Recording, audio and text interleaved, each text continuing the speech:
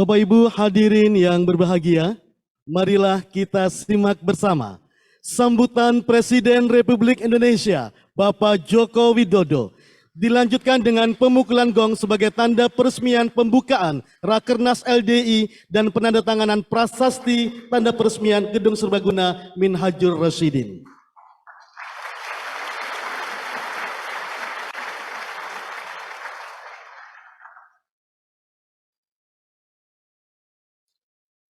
Bismillahirrahmanirrahim. Assalamualaikum warahmatullahi wabarakatuh.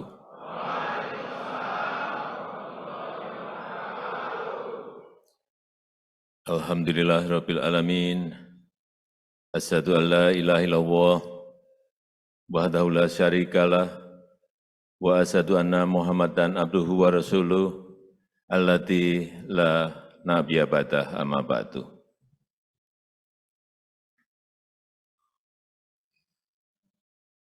Yang saya hormati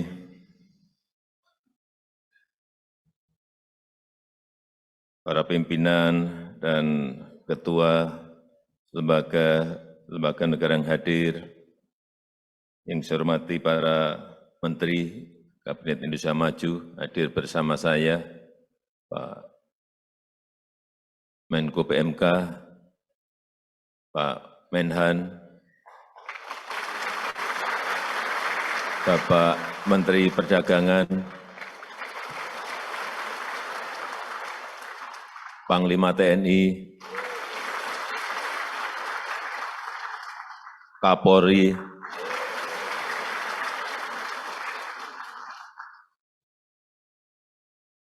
yang saya hormati Bapak Romo Kiai Sepuh, Bapak Kiai Haji Sultan Aulia, beserta Ketua Dewan Penasihat DPP RI, Bapak Kiai Haji Edi Suparto Saifuddin, yang saya hormati Ketua Umum DPP LDI, Bapak Kriswanto Santoso, para pimpinan Pondok Pesantren LDI, beserta seluruh pengurus harian DPW, DPD, LDI se-Indonesia, Bapak Ibu hadirin dan tamu undangan yang berbahagia.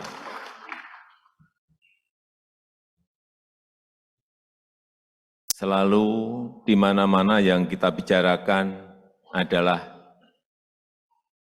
harapan kita kepada Indonesia Emas 2045. Termasuk tadi yang disampaikan oleh Bapak Ketua Umum EDI, memang kita diberikan peluang karena bonus demografi tahun 30-an, 2030-an itu memang biasanya dalam sebuah peradaban negara itu diberi kesempatannya satu kali. Tinggal kita bisa melaksanakan, melakukan lompatan atau tidak. Dan kuncinya betul, Pak Kriswanto tadi, adalah di pembangunan sumber daya manusia.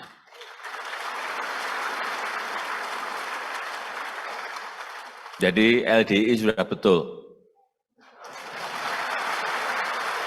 Tadi yang disampaikan oleh Pak Kris tadi betul. Kebangsaan, keagamaan, pendidikan, kesehatan, sehingga terbentuk sebuah karakter manusia yang betul-betul Indonesia.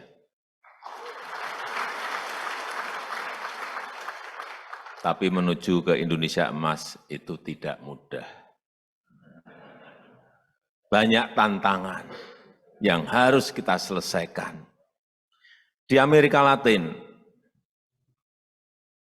banyak negara gagal melompat menjadi negara maju. tahun 50-an, tahun 60-an, tahun 70-an, mereka sudah menjadi negara berkembang. Tetapi sampai sekarang mereka juga tetap hanya menjadi negara berkembang. Malah ada yang jatuh menjadi negara miskin. Problemnya adalah diberi kesempatan dan tidak menggunakan. Ini yang kita tidak mau itu terjadi di negara kita Indonesia. Insya Allah kita bisa. Asal semangatnya seperti di Rakernas LDI pada pagi hari ini.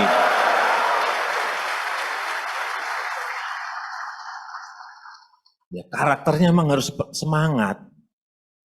Karena yang kita hadapi ada tantangan. Oleh sebab itu sering saya sampaikan, 2024, 2029, 2034 ini adalah momentum yang sangat menentukan Indonesia bisa melompat maju atau tidak. Sehingga dibutuhkan kepemimpinan nasional yang kuat, persatuan yang kuat, kekompakan yang kuat. Tanpa itu, sekali lagi, tantangan yang kita hadapi tidak mudah.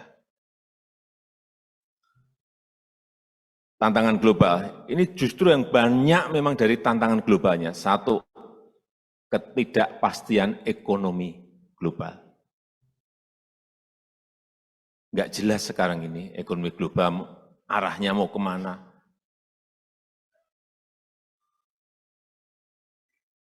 Baru bisa menyelesaikan satu saja muncul persoalan ekonomi yang lainnya. Sehingga sekali lagi dibutuhkan kepemimpinan yang kuat.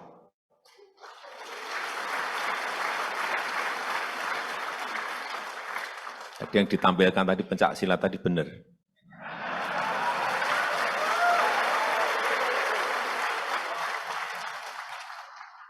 Karena ketuanya Pak Prabowo.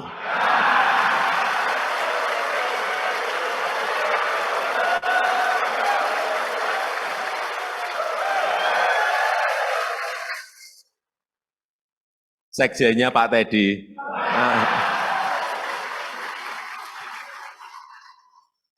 LDI kalau gini-gini tuh pintar banget.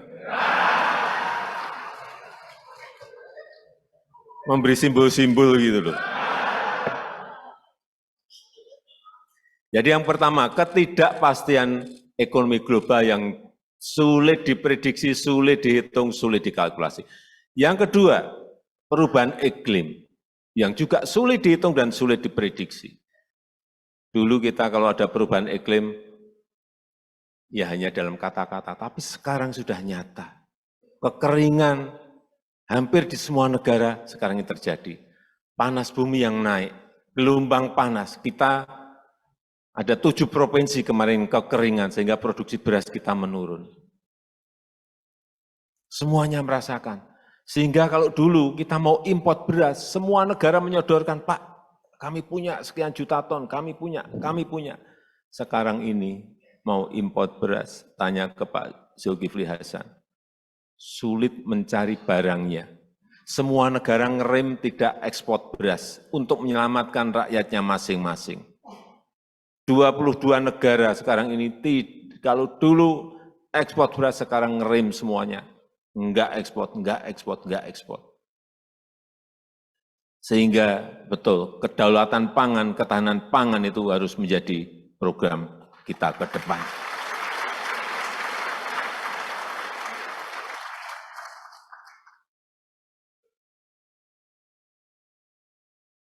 Ketidakpastian ekonomi global satu. Yang kedua, perubahan iklim. Yang ketiga, perang. Perang di Ukraina belum rampung, ditambah lagi sekarang dengan perang di Gaza. Kelihatannya, dulu saya berpikir, kita semua mungkin berpikir sama, Ukraina jauh sekali dari Indonesia. Apa dampaknya? Tidak akanlah berdampak kepada kita. Ternyata dampaknya nyata dan ada. Kita impor itu gandum 11 juta ton per tahun. Ternyata 30% itu importnya dari Ukraina dan dari Rusia. Kapalnya tidak berani mengirim barang karena ada perang, semuanya stop. Bukan hanya di situ saja. Yang kedua, ternyata bahan baku pupuk kita itu berasal dari Rusia, Ukraina, dan Belarusia. Problem yang kedua. Sehingga apa? Harga pupuk naik, harga gandum juga naik.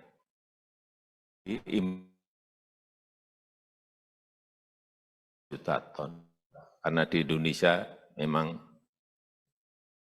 kita tanam gandum. Saya saat bertemu Presiden Zelensky saat itu, dia menyampaikan, Presiden Jokowi, di Ukraina sekarang ini ada 77 juta ton gandum yang berhenti tidak bisa kita ekspor. Saya pindah ke Rusia,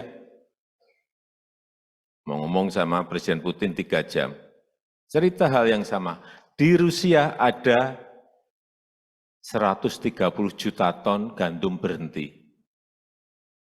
Artinya 207 juta ton gandum berhenti di Ukraina dan di Rusia. Artinya apa? Ada negara-negara yang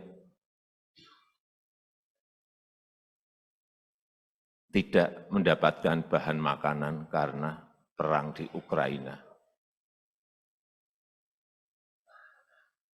Kita tidak merasakan itu, karena di sana stop kita bisa mencari yang lebih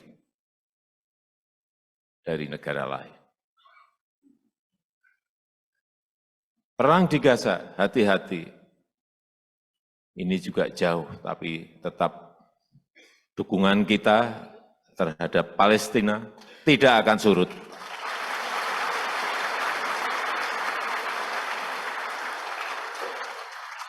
Coba Bapak Ibu lihat, Menteri Luar Negeri Bu Retno Marsudi waktu di Dewan Keamanan PBB, paling lantang, paling keras, dan paling menentang.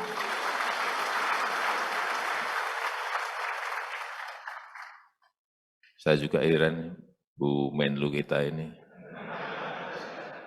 Orangnya halus, saya kok di Dewan Keamanan galak banget.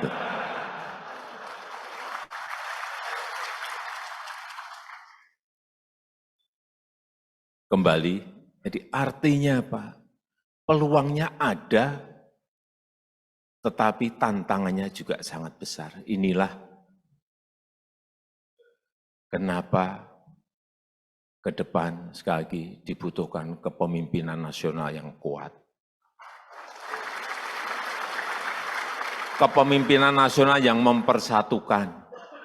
Kepemimpinan nasional yang mau merangkul semuanya untuk kekompakan, kesolidan, untuk persatuan negara ini dalam mencapai sebuah cita-cita besar Indonesia Emas 2045. Itulah tantangan yang ke depan semakin tidak mudah. Tapi sekali lagi, dengan karakter yang kita bangun, karakter SDM yang kita bangun, saya meyakini insya Allah kita bisa mencapainya.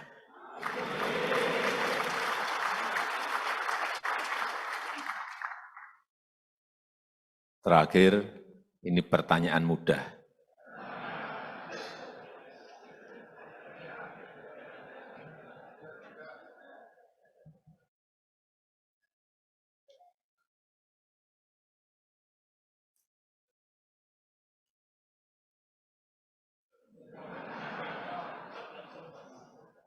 Jauh di mata, dekat di hati.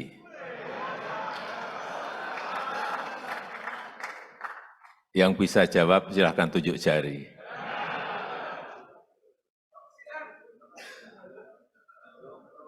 Ya, yang teriak boleh.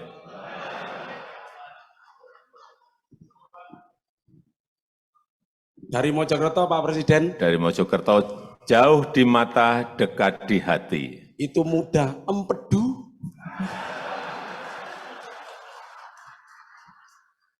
Kalau bertanya dia tadi, itu pinter-pinter semua. Betul, Pak, betul, betul. Silakan duduk.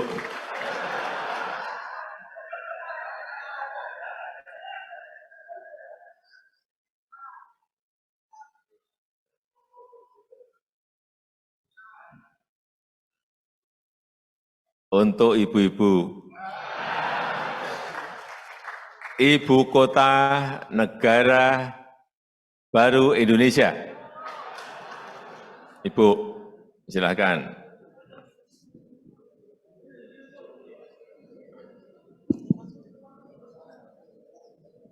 Ibu kota negara baru Indonesia.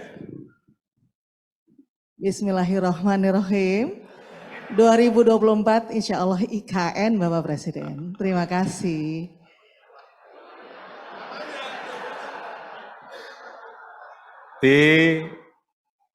Lebih dijelaskan Bu, IKN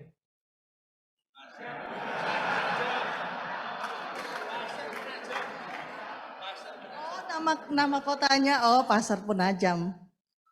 Terima kasih. Ibu kota Negara Republik Indonesia. Ibu kota negara baru Indonesia.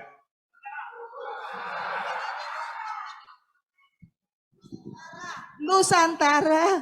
Ya, IKN Nusantara. Saya rasa itu yang bisa saya sampaikan dalam kesempatan yang baik ini.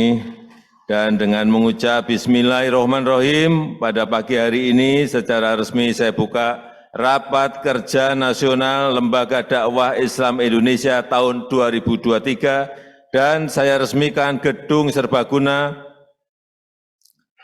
Minhajur Rosyidin di Kecamatan Cipayung, Kota Jakarta Timur, Provinsi DKI Jakarta. Terima kasih. Wassalamualaikum warahmatullahi wabarakatuh. Selanjutnya kami mengundang Menko PMK, Menteri Pertahanan, Menteri Perdagangan, Ketua Umum DPP LDI, Ketua Dewan Penasehat DPP LDI, Ketua Dewan Pakar DPP LDI, Sekretaris Umum DPP LDI, Bapak Kiai Haji Sultan Aulia, Bapak Kiai Haji Fawaz Sultan Aulia. Tadi yang menjawab saya beri sepeda.